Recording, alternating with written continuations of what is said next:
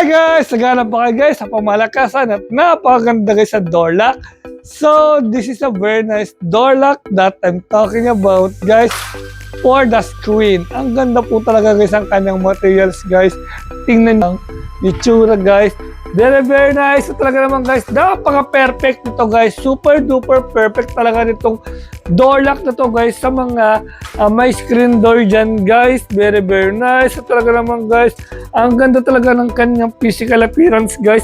And then, ang kanyang po palang materials is hard plastic po yung kanyang katawan guys. Kaya po, maganda po talaga yung kanyang quality guys. And then guys, ito po yung kanyang susian guys.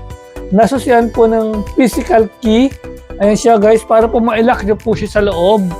Ay pag nasa labas po kayo, ma-lock nyo po yan. O diba guys? And then guys, ito po yung kanyang lock po sa loob. Ayan siya, pipihitin nyo lang po siyang ganito. Then, ayan siya, nakalock na siya. O diba guys, very convenient at napaka-aesthetic pa rin ng kanyang itsura guys. Kaya guys, mag-check out na po kayo.